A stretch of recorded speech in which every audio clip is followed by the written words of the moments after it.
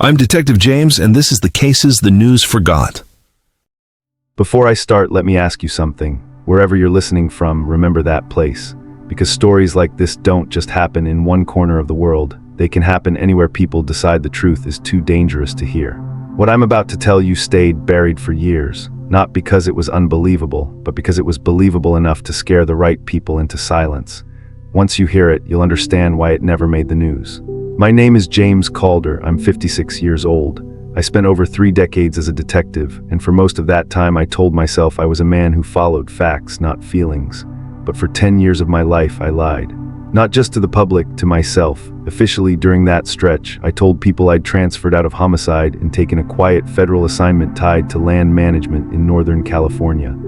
I said it was low stress. I said it was paperwork and coordination. That was partially true. What I didn't say was that I'd been reassigned to help guard something the government wanted forgotten. I didn't know that when I accepted the post. I was 46 then.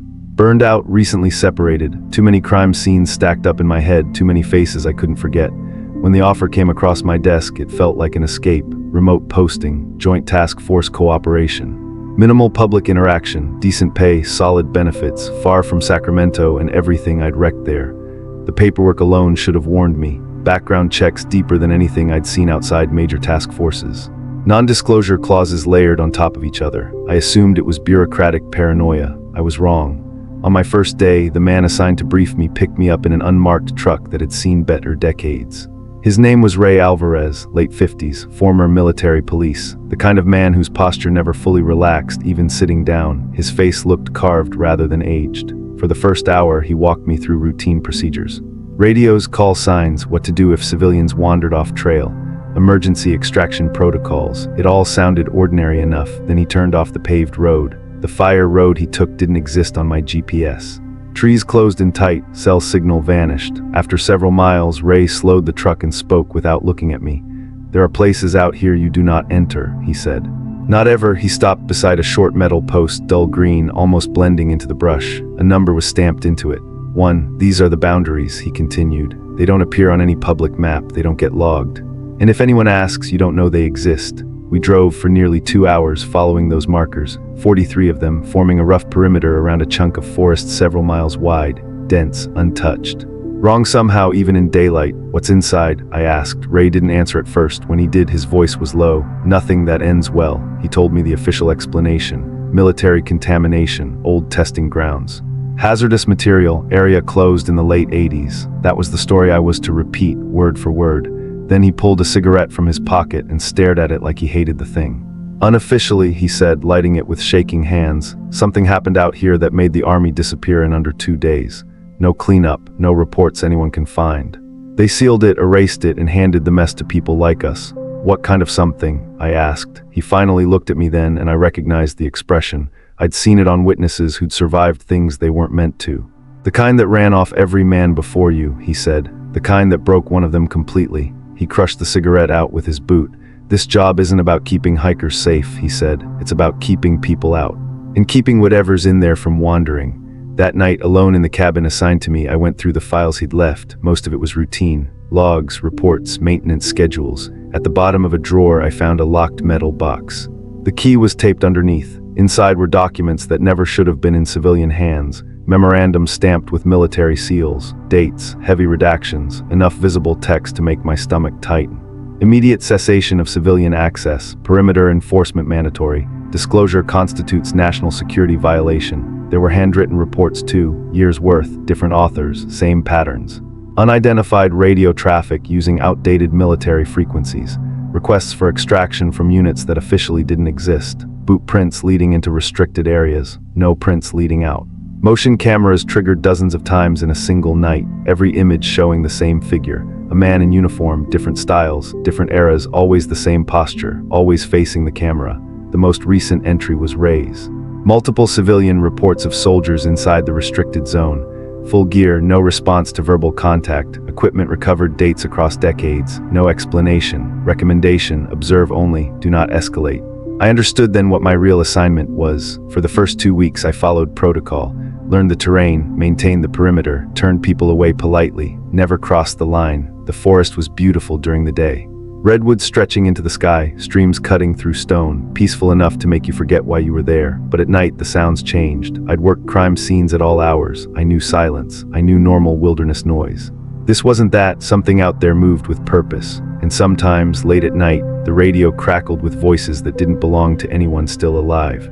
The sounds near that restricted zone were nothing like a normal forest. On my third night on patrol, moving along the southern boundary, I heard footsteps, not animals, men, multiple sets, synchronized, deliberate, like a unit moving in formation. My body locked up instantly. I'd heard that cadence before in documentaries, in old recordings, in my own head after years of police work alongside military task forces. The sound was coming from inside the closed area, maybe 50 yards past one of the markers.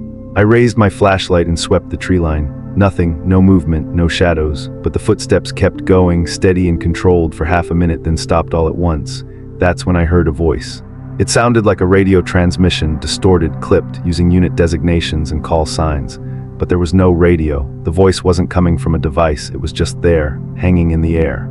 I keyed my radio with shaking fingers and called Ray. When he answered, his voice was thick with sleep. I told him where I was and what I was hearing. There was a long pause on the line. "Don't respond," he said finally. "Don't acknowledge it. Mark your position and come back now." I asked him what it was. His tone hardened. "That's an order, James." I did exactly what he said, but as I walked back to my truck, the voices followed me, more of them now. Calling for coordinates, requesting backup, reporting contact with something they kept referring to as the displaced. Ray was waiting at the station when I returned, standing on the porch, smoking like he hadn't touched cigarettes in years. He didn't ask what I heard, he already knew.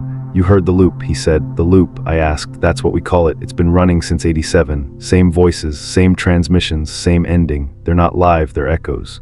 Or recordings burned into the place itself, we don't know." I told him that wasn't possible. He nodded. "Yeah, and yet, over the next few weeks I heard it again and again, always after dark, always near the boundary. The voices became familiar, I could recognize them. One man always calm, professional, another younger, scared, and a commanding voice giving clipped orders, trying to hold everything together. They were always talking about the same thing. Establishing perimeter, requesting extraction, warning about contact with the displaced. I asked Ray what that meant. He shrugged. "Best guess, that's what they called what they were dealing with." Old reports mentioned soldiers seeing people who didn't belong, wearing uniforms from wars that ended decades earlier, confused, lost out of time. I laughed then, told him that sounded like science fiction. Ray didn't smile. "So does everything else out here?" The first time I actually saw one of them was early morning, just after sunrise. I was checking a motion camera near one of the markers when I noticed movement in my peripheral vision. A man stood just inside the closed zone, maybe 30 yards away. He wore woodland camouflage from the '80s, rifle slung over his shoulder. He was staring straight at me. I raised my hand and told him the area was restricted. No response. I stepped closer, repeated myself. Still nothing. That's when I noticed his face, pale, gray. His uniform was torn and filthy, like he'd been wearing it for decades, and his eyes, they were wrong, too wide. Fixed on something far beyond me, like he was watching something horrific I couldn't see. I told him again to come with me. He turned and walked deeper into the forest, not running, not panicked. Just purposeful, like he knew exactly where he was going. Every instinct I had screamed to follow him, to help, to do my job, but Ray's words echoed in my head. "We never go in." I marked the location and radioed it in. When I described the man, Ray went silent.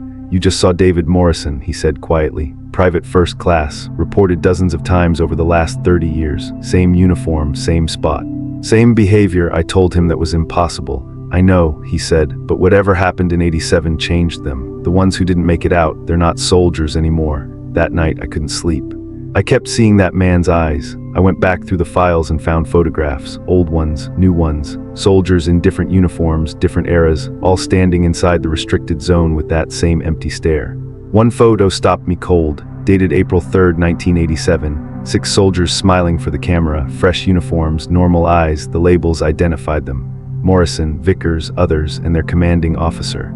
Captain James Holloway. The next photo was dated 4 days later. Same location, same men, same positions, but everything else was wrong. Their skin was gray. Their eyes were wide with terror.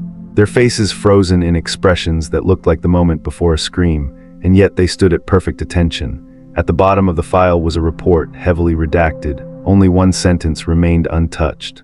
We did not understand what we were dealing with until it was too late. I realized then that the forest wasn't just replaying the past, it was holding on to it. As night fell, the voices returned, clearer than ever. And then one of them spoke my name. That's when I understood the truth. Whatever was out there wasn't finished. It was waiting. I tried to go back to routine after that, patrol the trails, check the markers, help the occasional lost hiker, do the job the way it looked on paper, but my mind wouldn't let go of Morrison or the others. If they were trapped in that place, half alive and half gone, then walking away felt like abandoning people who were still screaming for help. 4 nights after the radio spoke my name, I found something I couldn't ignore. Marker 33 was gone, not bent, not broken, gone, just an empty hole in the soil where the post should have been. And leading away from it were fresh boot prints, clear and deep, heading straight into the closed section. Protocol said I should radio it in and wait. Training said never cross that line. But those prints were recent, maybe a few hours old. Whoever made them was alive, and whoever was alive out there was in danger. I told myself I'd only go a short distance, just enough to make sure no civilian had wandered in. I'd be quick, I'd be careful, I wouldn't go deep. That's what I told myself as I stepped over the boundary. The change was immediate. The air dropped in temperature like someone had flipped a switch. It had been a warm evening, late summer, but suddenly my breath fogged in front of me. The light changed too. Outside the boundary it was still daylight. Inside, everything sat in a dim, permanent twilight. Shadows stretched in directions that didn't match the sun. I followed the boot prints for about 200 yards. Men's hiking boots, size 10 or 11, steady stride, purposeful.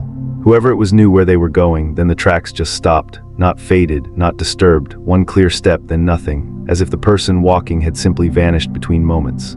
I was standing there trying to understand that when I felt movement behind me. I turned fast, my hand dropping to my belt. 3 men stood about 20 feet away. They wore military fatigues, old ones. Dirty, torn, decades out of place. Their faces were pale, almost gray, and their eyes wide, fixed, full of a terror so deep it looked permanent. I recognized them instantly. Morrison stood on the left, in the middle was Rodriguez. On the right, Chen, all from the same unit, all officially dead since 1987. "You need to leave," Morrison said. His voice sounded almost normal, almost human, except for a hollow echo, like he was speaking inside a cathedral. "You're not supposed to be here, not yet. I'm here to help," I said, though my voice barely worked. "If you're lost, we're not lost," Chen said sharply. "We know exactly where we are, that's the problem." Rodriguez stepped closer. "Do you know what happened to us, detective? Do you know what we found?" I shook my head. "We were on routine patrol," Morrison said. "April 5th, 1987, looking for an AWOL soldier who'd gone missing 3 days earlier. We found him." "Where?" I asked. "Everywhere," Chen said, his voice breaking. "In every tree, every shadow, every moment that ever existed in this forest. It was like he'd been pulled apart and scattered through time itself." Morrison nodded slowly. "He tried to warn us, told us not to look too closely at the old equipment, but we did. We found gear from World War II, Korea, Vietnam, all deliberately placed." "For what?" I asked. "A cage," Rodriguez whispered. "Those caches mark a cage, and we were standing in the middle of it. The forest filled with sound. Radio chatter exploded from every direction at once. Dozens of voices, hundreds, all calling for extraction. All reporting contact with the displaced. "There's something buried here," Morrison said. "Something the military brought in after the war, 1945. They hid it deep and marked it with equipment, hoping no one would ever understand what they'd done." "But you did," I said. Chen's face crumpled. "Captain Holloway found the entrance, a metal hatch in the rock face hidden under decades of growth. We should have reported it. We should have walked away." "But you didn't," I said quietly. "No," Rodriguez said. "We opened it." They all looked at me then, regret etched into every line of their faces. "There was a shaft," Morrison continued, "straight down, and at the bottom a door, no markings, no warnings. And behind it?" I asked. Chen's voice dropped to a whisper. "Soldiers from every war standing there, alive, frozen, doughboys, Civil War infantry, Vietnam Marines, all of them trying to scream at us." "They weren't dead," Morrison said. "They were collected. Removed from time, stored, and the moment that door opened, we joined them." Understanding settled into my chest like a weight. "It takes soldiers," I said. "Yes," Rodriguez replied, "just enough to explain as missing.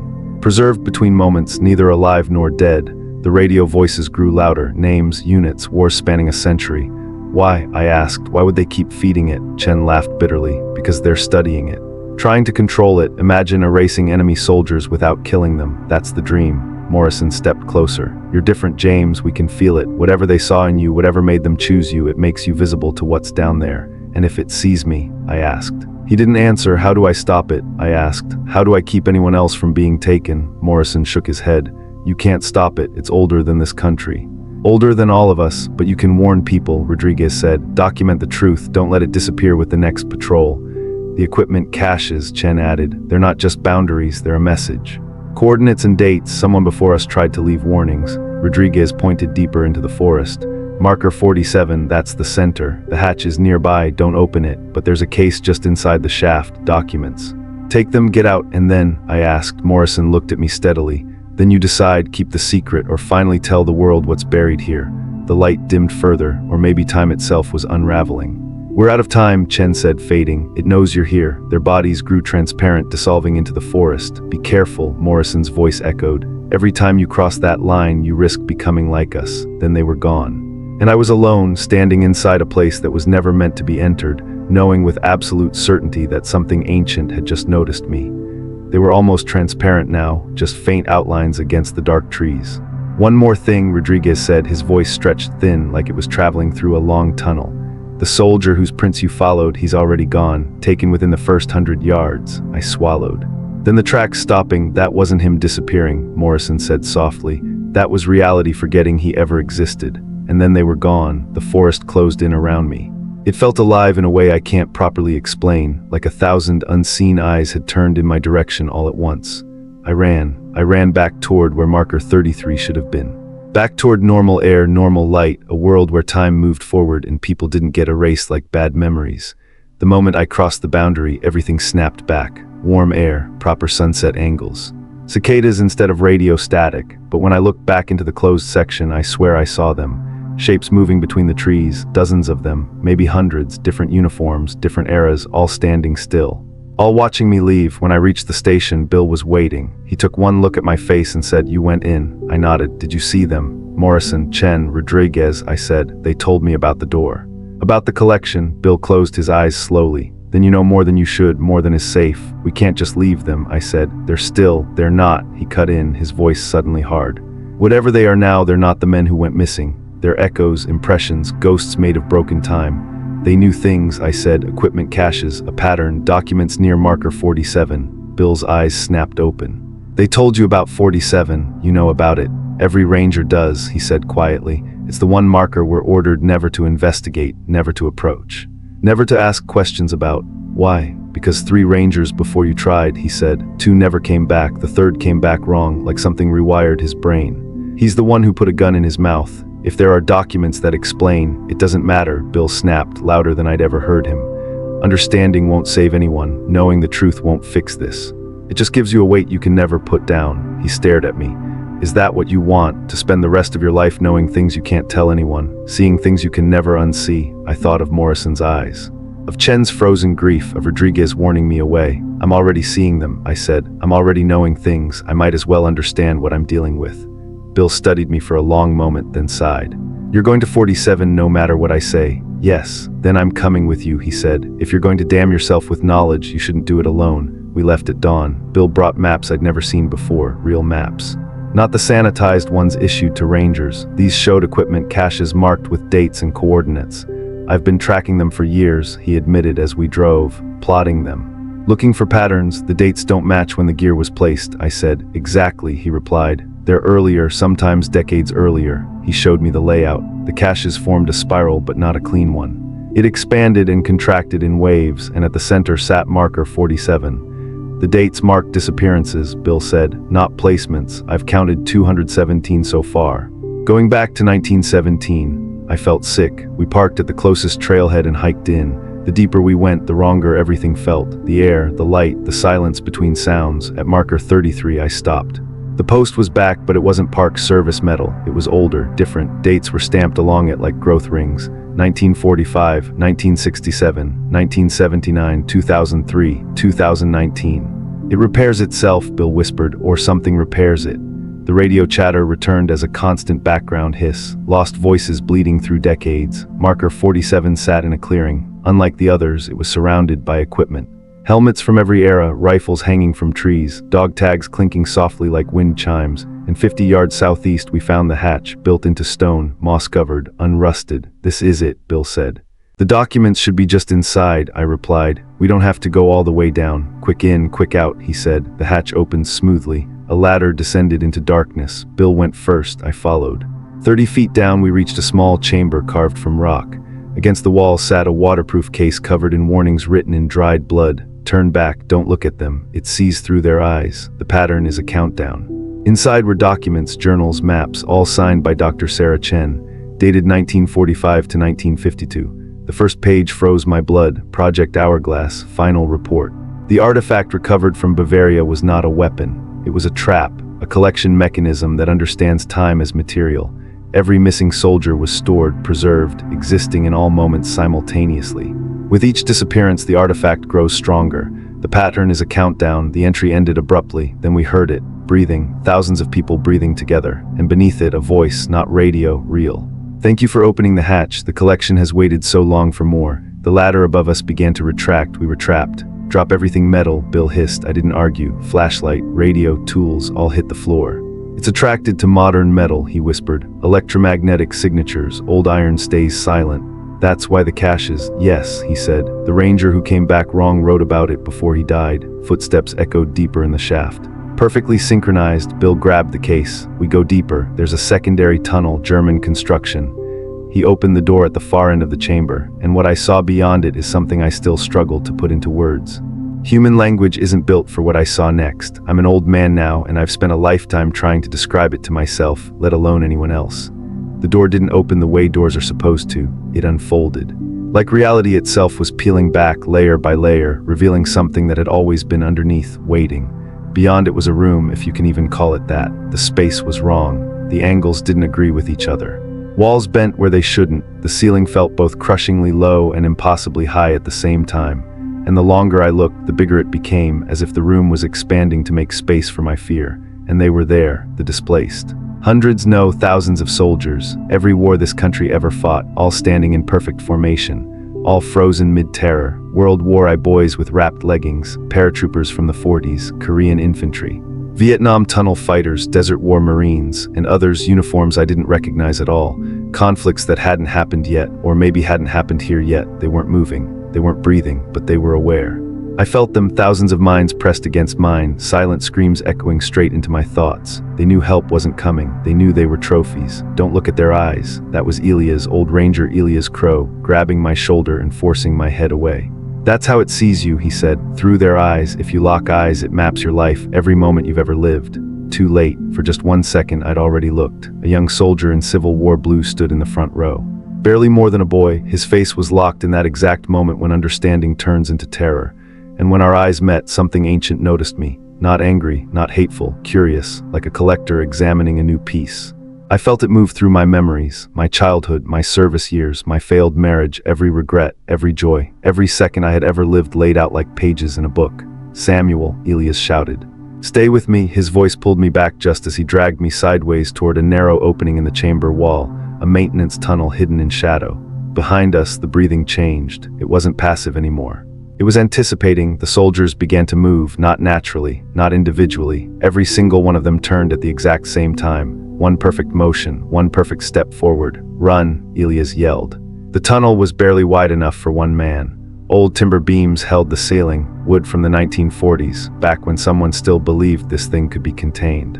We ran blind, hands scraping stone, guided only by panic and memory. Behind us, footsteps, perfectly synchronized. They weren't rushing. They didn't need to. Time didn't mean the same thing down there. Elias grabbed my hand in the darkness. Keep moving. Emergency shaft ahead if it still exists. The tunnel suddenly opened into another chamber. This one was unmistakably human-made. Cracked concrete walls, rusted bolts, and warnings everywhere, painted in English, German, Russian, Chinese, languages I didn't know. Do not open the vault. The hourglass is counting down. In the center stood a massive steel door. Real metal, cold, brutal. Built to never be opened again. Elias flipped through the old documents with shaking hands.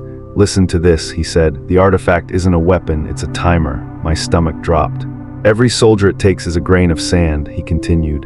Every human moment stored brings it closer to completion. When the countdown ends, something crosses into our time. When? I asked. Elias swallowed.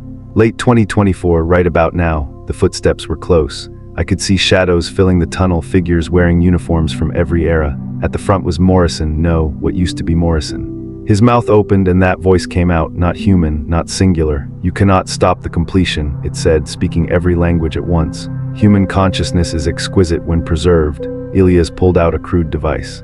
This unlocks the vault, 60 seconds, that's all we get. We open that door, I said, we might end everything. "If we don't," he said, pressing the button, "there won't be an everything left." The steel door screamed as locks broke free. Alarms wailed without power, and the door began to open. Light poured out, but not light as we understand it. It bent, twisted, cast shadows that pointed the wrong way. And there, floating in the center of impossible geometry, was the artifact, an hourglass, or at least that's the closest lie my mind could accept. It wasn't glass. It wasn't metal. It existed in more dimensions than I could see. Its surface crawled with patterns that hurt to look at, math that wasn't meant for human brains, and inside it moments, human moments, a soldier's final thought, a heartbeat of terror, a scream frozen forever, all of them falling. All of them counting down, and I understood then.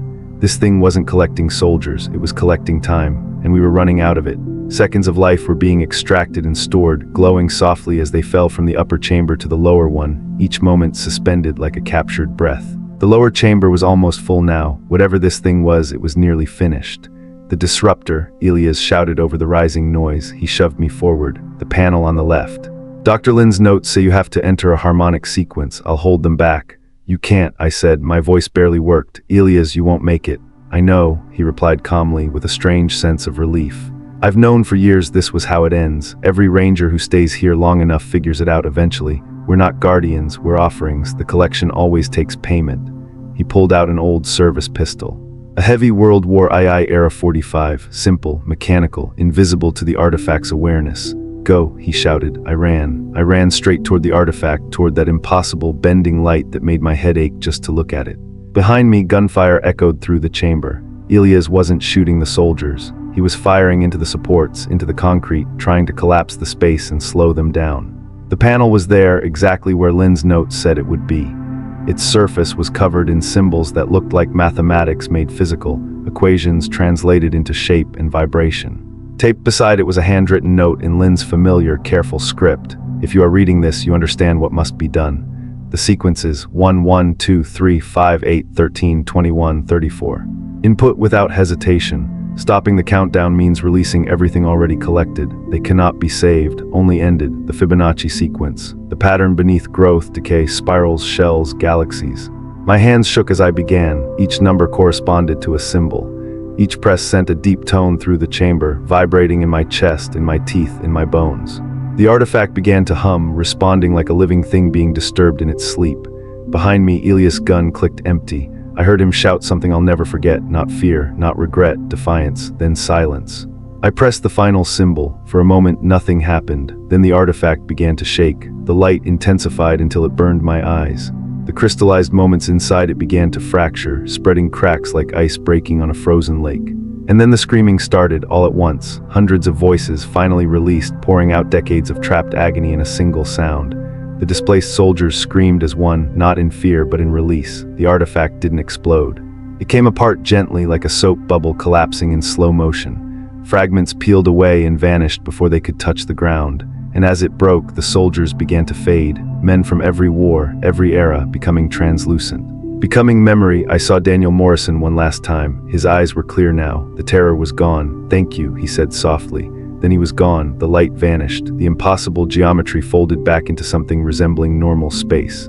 And I was standing in an old concrete chamber again, surrounded by silence and debris that shouldn't have existed. Elias lay 20 feet away. The displaced soldiers were gone, leaving behind only ancient bones and rotted uniforms that collapsed into dust the moment I touched them. He was still breathing, barely. I crawled to him. "Hold on," I said, "I'll get you out." He smiled faintly. "I saw them go, I saw them free." "That's enough," I said. "Stay with me." He grabbed my hand with surprising strength. "The collection is broken." The countdown stopped, but whatever was waiting on the other side, it's still out there. It noticed us. "How do we stop it?" I asked. "You don't," he said. "You warn people, you document everything. Make sure this never becomes just another forgotten place." His grip loosened, his breathing slowed. "I get to rest now," he whispered. Then he was gone. I stayed there for a long time, holding his hand in the dark. Eventually, I made it back to the surface. The ladder had returned as if nothing had happened. The forest felt lighter, quieter, but wrong in a different way, like a scar instead of an infection. I gathered Lin's documents, photographed everything. The official report said Elias Crow died in a hiking accident. The restricted area stayed restricted. The markers stayed in place. Nothing changed on paper, but I did. I quit the ranger service within a month. Now I document. I investigate. I look for other places like that forest. Places where reality thins, where time behaves badly, where people disappear and explanations don't fit. Because because here's the truth. We aren't alone. Time isn't linear. And some things don't kill, they collect. The artifact in Northern California was only one site. Lynn's notes referenced others. At least 17 worldwide, all synchronized, all counting. I don't know if we stopped the countdown or only delayed it, but I know this. The soldiers there are free now. And sometimes on quiet nights, I hear Morrison's voice on the wind, thanking me one last time. If you ever hike in Northern California and see a small gray-green metal post, turn back. Don't investigate, just leave. Because the space itself is still damaged, and whatever was building a bridge into our world remembers us. That was 3 years ago, and I'm telling you this now because something followed me out. I'm not dying, I'm changing. And what happened after I left that forest is worse than anything I saw underground. How could they understand? They kept calling them flashbacks, symptoms, trauma responses, but these weren't my memories, they were deaths, hundreds of them. Final seconds ripped from men who never knew my name, now living inside my head like ghosts with no place to go. That's when I realized I had to stop trying to survive this alone. That's when I started finding the others. I found them buried in the corners of the internet, veteran support forums, obscure history boards, comment sections under forgotten articles about missing soldiers. Patterns only made sense if you already knew what to look for, and once I did, they were everywhere, at least 30 of us worldwide. Different countries, different lives, same curse. All of us had been near places where soldiers vanished at impossible rates. All of us had brushed against whatever was collecting human consciousness. We started calling ourselves the Marked. Not as a badge of honor, as a warning. There was a woman in South Korea, Mina Park. She'd been hiking near the edge of the DMZ when she found an old sealed bunker half buried in the hillside. Inside was a room full of frozen moments, like reality had paused and forgotten to start again. She touched one, just once, and now she relives the last seconds of soldiers from the Korean War, over and over. There was a man in Germany, Lucas Reinhardt, urban explorer, former engineer. He broke into an abandoned wartime facility in Bavaria and found a chamber that matched the diagrams I remembered all too well. Another collection site. He triggered something, damaged something, and now he can't stop seeing through the eyes of soldiers who disappeared in 1944. 17 sites. Exactly what Dr. H. Wang's calculations predicted, all of them counting down. All of them building something, and here's the part that kept me awake at night. Destroying the site where Aaron died didn't stop the countdown. It only freed the ones trapped there. The other 16 were still active, still collecting. Still preparing for whatever was coming. I became obsessed. I stopped sleeping. Stopped pretending I had a normal life. The Marked pooled everything we had. Maps, military records, disappearance reports going back centuries. Once the data was layered correctly, the pattern was undeniable.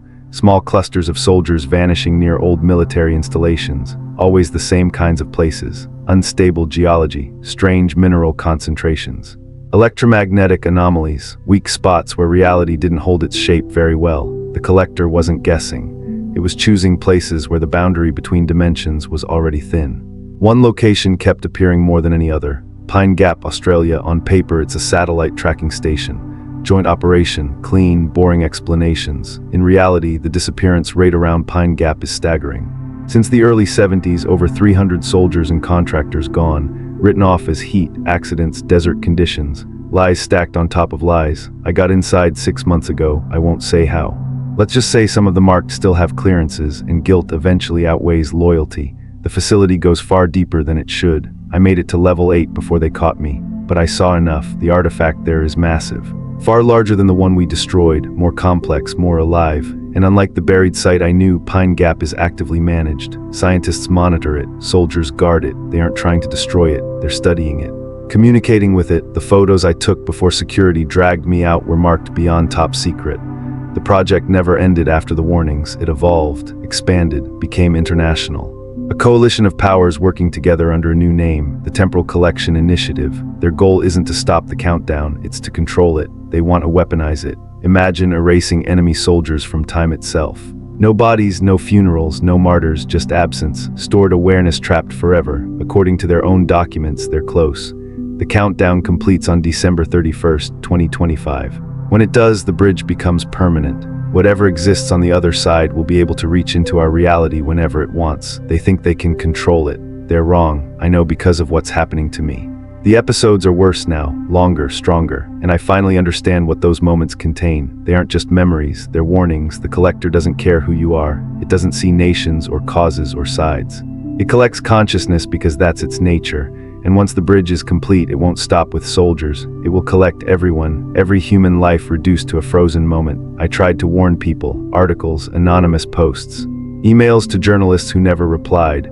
No one believes a 56-year-old detective talking about stolen time and conscious artifacts, but the marked believe me, and we're planning something. December, 17 teams.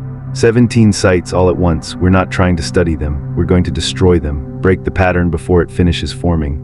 Most of us won't survive, we know that, but we also know something else. We're already partially collected. Those of us who carry the memories exist in two states now, moving forward in time and frozen inside it at the same time. I feel it spreading.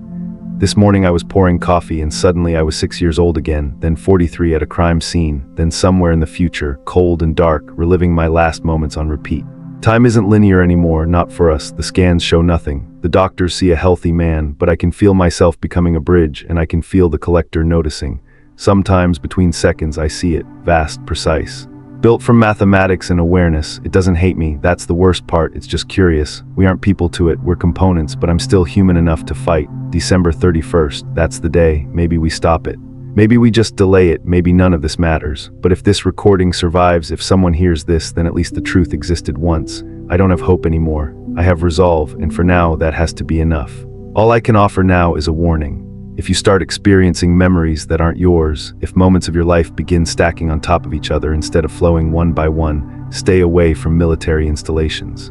Stay away from places where soldiers vanished without explanation. Because that means you've been marked, not chosen, not targeted, not punished, simply noticed. And once the collector notices you, it never looks away. I'm in Arizona as I record this, preparing for the Pine Gap operation. My team is 12 people, all marked, all suffering the same fractures in time that I am. We joke that we're the most broken task force ever assembled. Men and women flickering between childhood, adulthood, and deaths that haven't happened yet, barely able to stay anchored in the present long enough to plan an assault, but we're all that's left. Min-Jun Lee is leading the team near the DMZ. Eric Vogel is heading toward the Bavarian site. The others are spread across the globe, each moving toward their own collection point. 17 teams, 17 sites. One synchronized strike at midnight UTC on December 31st. Most of us won't make it. Some of us won't even reach the artifacts before we're stopped. But the alternative is unthinkable, so we move anyway. Yesterday, something new happened. I experienced a memory that hasn't occurred yet. I was standing deep beneath Pine Gap facing the artifact. My hands moved on their own, inputting the harmonic sequence. The light fractured. Geometry folded in on itself, and then nothing. The memory ends there. I don't know if that means I die. I don't know if it means we succeed. I don't even know if after still applies. From one perspective, it's already happened. From another, it's happening now. And from another, it's waiting for December to arrive. If you're hearing this after December 31st, 2025, and time still moves forward for you the way it always has, then we succeeded. You'll never know our names, history won't record what happened. But 17 groups of broken people gave everything they had so the world could keep pretending nothing was wrong. If instead you're experiencing time out of order, if moments bleed into each other and the past refuses to stay buried, then I'm sorry. We failed, and the collection has begun. There's one more thing you need to know. Something I discovered only days ago while rereading Dr. H. Wang's documents. A final addendum, handwritten, dated 1952, long after she was supposed to be done with the project. She wrote that the collector isn't building a bridge into our world, it's building a bridge out of it. Earth is already inside the collection, has been since at least 1945, maybe earlier. What we think of as normal time isn't freedom. It's a preserved moment, a slice of awareness being experienced repeatedly from within. We're not waiting for an invasion, we're already contained. That explains everything, the anomalies. The way the marked fracture across time, the sensation that reality is thickening, resisting motion. We aren't being gathered, we already were. Every moment of human history has already fallen through the hourglass. We experience it sequentially because that's how our minds work, but from the outside it's all finished, stored, appreciated. The artifacts aren't gateways, they're mirrors, mechanisms that allow the specimen to realize it's inside the jar. December 31st isn't when the collector arrives, it's when we understand that it's always been here, that there is no outside, that all of space-time exists within the hourglass. I don't know what happens when awareness completes. Maybe nothing changes, maybe we keep moving forward, burdened with the knowledge that everything is already over. Or maybe awareness itself breaks the illusion, causing us to experience every moment of our lives simultaneously, because that's what we've always been doing without knowing it. I'm still going to Pine Gap, I'm still going to input the sequence. I'm still going to break the artifact, not because I believe it will save us. I don't think you can escape something you're already inside of. But maybe destroying the mechanism of awareness will let us forget. Let us return to the comfort of linear time. Let us be unconscious specimens again. That's all I have left to hope for. Not freedom, just ignorance. If you're listening to this and time still feels normal, don't look too closely. Don't follow the patterns. Don't investigate the disappearances. Because once you understand that every moment exists at once, you can never unlearn it. And that knowledge may be the cruelest trap of all. I'm ending this recording now. 3 months until December 31st. 3 months until I stand before the artifact and try to shatter the window through which I've seen too much. My name is James Carter. I'm 56 years old, former detective, marked by the collection, trying desperately to forget what I know. If you're hearing my voice and wondering whether we succeeded, understand this. We were never in a position to save the world. We were never free to begin with. We are components, moments, grains of sand. The hourglass isn't counting down to something that will happen. It's showing us what already has. And through this moment, through your awareness right now, the collector is observing you too. Welcome to the hourglass. You've always been here.